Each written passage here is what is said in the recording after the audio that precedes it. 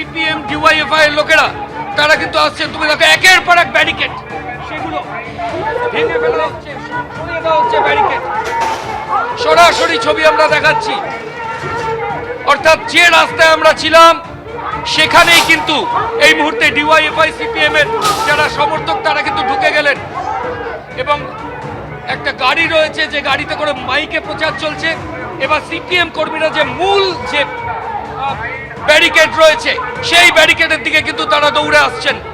সরাসরি ছবি আমরা দেখাচ্ছি, লালবাজার চলো, লালবাজার চলো, এই ফ্লেক্স রয়েছে। এবার দেখা যাক ব্যারিকেডের সামনে অন্যদিকে পুলিশ কর্মীরা ব্যারিকেড ঘিরে রেখেছেন।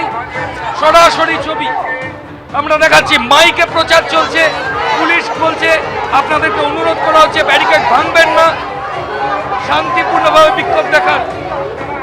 যে মেন মিছিল তুমি দেখো একদম পেন্টিং স্ট্রিট আর ওয়েস্টার্ন স্ট্রিটের সংযোগস্থলে।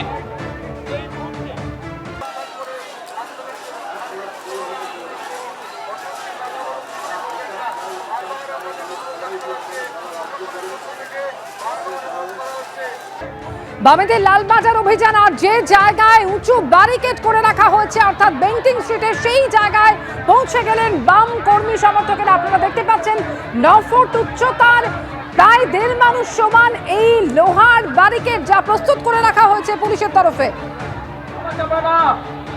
একটা অপরাধীকে বাঁচানো না, আসলে যে অপরাধতন্ত্র তৃণমূল সরকার গড়ে তুলেছে সেটাকে ওরা রক্ষা করতে চাইছে।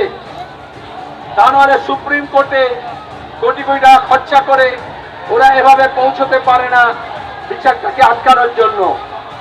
প্রথম দিনে কি বলেছিলেন মমতা ব্যানার্জি, ফাঁসি দাও।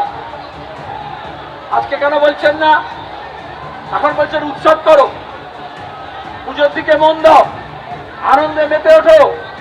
উনি বাংলার মানুষকে চেনেন না? আজকে দাঁড়িয়ে গোটা বাংলার মানুষের মনে নিরানন্দ। আমাদের এখানে দাঁড়িয়ে আমরা এখানে কিছুক্ষণ সভা পরিচালনা করব, তারপরে আমাদের কর্মসূচি আমরা ঘোষণা করব।